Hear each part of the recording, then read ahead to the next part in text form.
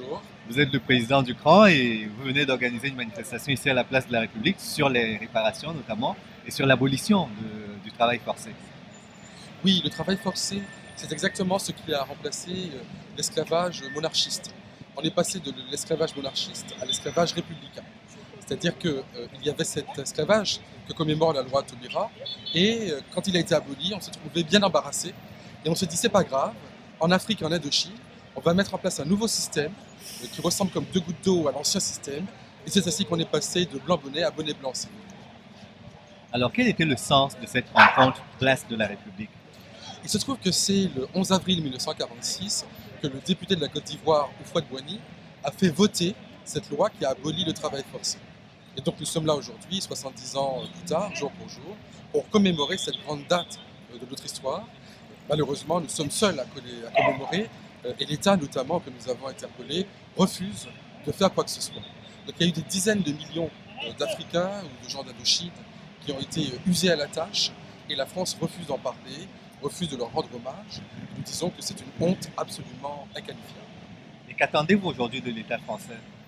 Alors, fidèles à nous-mêmes, nous demandons justice, nous demandons réparation pour les peuples asservis, les peuples d'hier, mais aussi d'aujourd'hui. Nous avons un programme de réparation, mais nous avons aussi des actions judiciaires en cours. Il y a par exemple celle concernant le Congo-Océan. C'est une parenthèse, mais une parenthèse de l'histoire qui a quand même coûté la vie à plusieurs dizaines de milliers de personnes. Donc, des gens qui ont, dans le cadre du chemin de fer du Congo-Océan, qui ont été déportés de toute l'Afrique centrale. Car une fois qu'on a pris toute la main-d'œuvre au Congo, il fallait chercher encore de nouveaux moteurs à bananes, comme on disait à l'époque, du Gabon, du Cameroun, de la Côte d'Ivoire et même du Tchad. Donc les gens ont été déportés sur des milliers de kilomètres, ils ont été enfermés dans des camps de travail, comme on disait à l'époque, ils ont été tués à la tâche, et le chemin de fer du Congo-Océan a été construit par Spi Batignolles, qui existe encore aujourd'hui. Donc nous avons une action judiciaire en cours contre Spi Batignolles, mais il n'y a pas que le chemin de fer du Congo-Océan. C'est un exemple parmi de très nombreux autres. Et est-ce qu'on peut avoir une évaluation du nombre de victimes et surtout savoir sur quoi débouchera éventuellement la réparation si le principe est acquis? Selon Olivier Lecourt-Grand-Maison, qui est politologue et historien, spécialiste de ces questions de travail forcé, il y a eu au moins 30 à 40 millions de personnes qui ont été enrôlées dans ce travail forcé. C'est donc extrêmement considérable. Et nous disons que la réparation doit être globale. On peut imaginer des écoles, des services sociaux, des hôpitaux, des entreprises pour les pays qui ont été sinistrés de la sorte. Le Congo continue à payer le prix fort de l'histoire coloniale. Donc c'est tout cela que nous demandons. Donc c'est des réparations à la fois individuelles et collectives, à la fois morales et financières. Tout cela est dû, car à dommage global, il faut une réparation globale. Vous avez organisé une roue de la fortune. C'est vrai, nous avons décidé de traiter le sujet de manière à la fois sérieuse et ludique.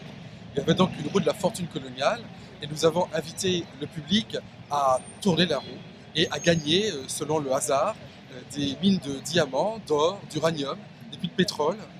Et c'est ainsi que l'on faisait à l'époque, après tout. Donc, dans la grande tradition coloniale, nous avons invité le public à tourner la roue de la fortune. Et c'est une manière un peu ludique pour parler de sujets tragiques. Et puis il y avait aussi une pétition pour la reconnaissance du travail forcé comme crime contre l'humanité. Et puis également une brochure pour expliquer, parce que les gens ne connaissent pas ce qu'a été le travail forcé. Et donc la pédagogie, c'est la première des batailles. Donc, nous avions une petite brochure que nous avons réalisée avec des historiens, avec des militants. Et donc c'est cela que nous avons réalisé sur ce podium tout à l'heure pour le 70e anniversaire de la loi Houphouët-Boigny. Et si ma mémoire ne me trompe pas, vous donnez rendez-vous le 10 mai pour... Exactement, la prochaine étape c'est le 10 mai. C'est la journée de commémoration de l'esclavage colonial, et nous serons tous pour une manifestation unitaire, place du Général 4 roues, métro Malesherbes, à 18h. Et nous demandons quoi? Eh bien que la Banque de France restitue au peuple un bâtiment pour la mémoire des peuples africains, des peuples d'outre-mer, parce que la Banque de France elle-même est une banque négrière.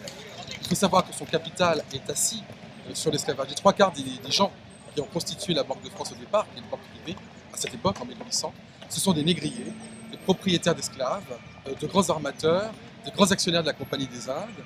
Et c'est l'esclavage qui a financé la Banque de France au départ, et c'est la Banque de France qui a financé l'économie française, évidemment.